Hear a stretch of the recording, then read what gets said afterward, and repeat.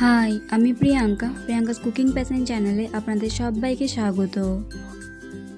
আজ আমি বানিয়ে দেখাবো চুষি পিঠা।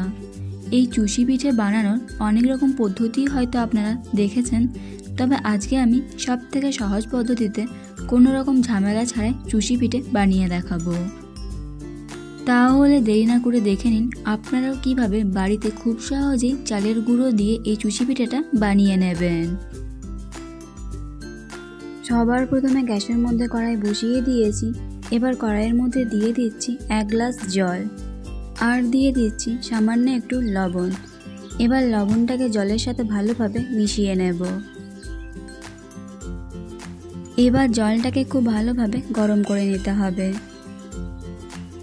জলটাকে আমি খুব ভালোভাবে গরম করে নিয়েছি। এবার এর মধ্যে দিয়ে দিচ্ছি 1 বাটি চালের গুঁড়ো। আপনারা এখানে নিজেদের পরিমাণ অনুযায়ী চালের গুঁড়োটা নেবেন। এবার আমি জলের সাথে চালের গুঁড়িটাকে ভালোভাবে মিশিয়ে নেব।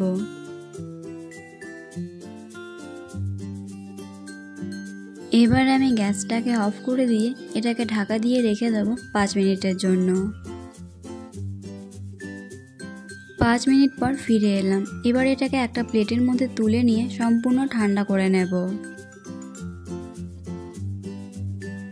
চালের গুঁড়িটা এখন সম্পূর্ণ ঠান্ডা হয়ে গেছে। এবার আমি এটাকে মেখে নিয়ে একটা ডো তৈরি করে নেব।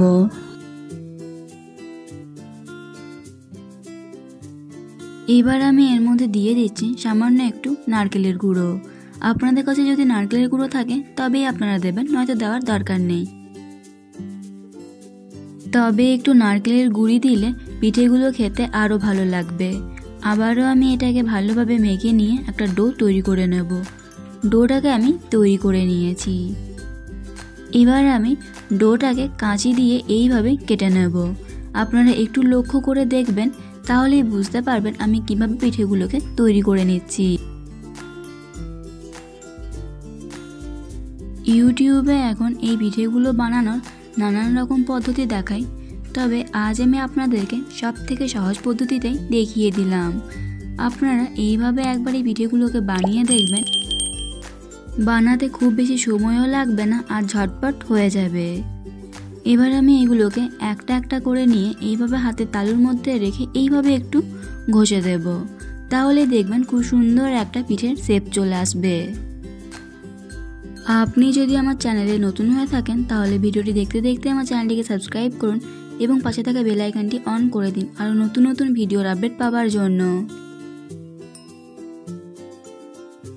আমি একইভাবে সবগুলো চুষি পিঠেকে তৈরি করে নিলাম। আপনারা দেখেই বুঝতে পারছেন পিঠেগুলো ঠিক কতটা পারফেক্ট তৈরি হয়েছে। কড়াইয়ের মধ্যে দিয়ে দিচ্ছি 1 বাটি দুধ। আপনারা এখানে নিজেদের পিঠের পরিমাণ অনুযায়ী দুধটাকে দেবেন। দুধটাকে আমি আগে থেকে ভালোভাবে জাল করে নিয়েছি। এবার আমি এর মধ্যে দিয়ে দিচ্ছি পরিমাণ মতো গুড়। আপনারা যেরকম পরিমাণের মিষ্টি খেতে পছন্দ করেন সেই পরিমাণে গুড় বা চিনিটা দিয়ে দেবেন। এবার আমি গুড়টাকে দুধের সাথে ভালোভাবে মিশিয়ে নেব। এখনও কিন্তু আমি গ্যাসটাকে অন করিনি। প্রথমে আমি গুড়টাকে দুধের সাথে ভালোভাবে মিশিয়ে নেব, তারপর গ্যাসটাকে অন করব, নয়তো দুধটা কেটে যেতে পারে। গুড়গুলো এখন সম্পূর্ণ দুধের সাথে মিশে গেছে। এবার আমি গ্যাসের ফ্লেমটাকে অন করে দেব। এবার আমি এর মধ্যে দিয়ে দিচ্ছি সামান্য একটু এলাচ গুঁড়ো। আপনারা যদি এলাচের ফ্লেভার পছন্দ করেন তবেই দেবেন, নয়তো দেওয়ার দরকার নেই। তবে একটু এলাচের গুঁড়ো দিলে পিঠের ফ্লেভারটা খুব সুন্দর আসবে। এলাচ গুঁড়োটাকে আমি দুধের সাথে ভালোভাবে মিশিয়ে নিলাম। এবার আমি এর মধ্যে দিয়ে দিচ্ছি আগে থেকে তৈরি করে রাখা পিঠেগুলোকে।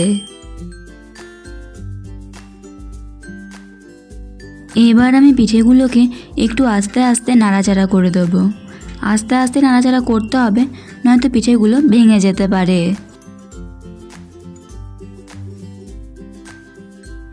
এবার আমি গ্যাসের ফ্লেমটাকে মিডিয়াম টু হাইতে রেখে এটাকে 2 মিনিটের জন্য ভালোভাবে ফুটিয়ে নেব আর মাঝে মাঝে একটু নাড়াচাড়া করে দেব।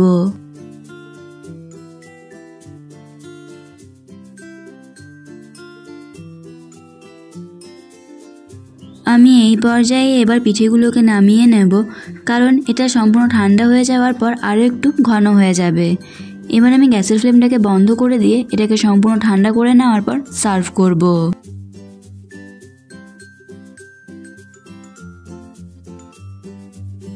কোনো রকম ঝামেলা ছাড়াই খুব সহজেই মাত্র 5 মিনিটে তৈরি করে নিলাম এই চুষি পিঠে। আপনারা অবশ্যই একবার এই পদ্ধতিতে চুষি পিঠে বানিয়ে দেখবেন। বানানো যেমন সহজ, খেতে তেমনই দুর্দান্ত হয়। এবার আমি ওপর থেকে একটু চীনাবাদাম আর কিশমিশ কুচি ছড়িয়ে দিচ্ছি।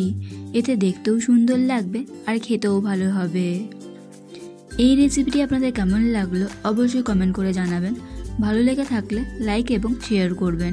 আজ এই পর্যন্তই।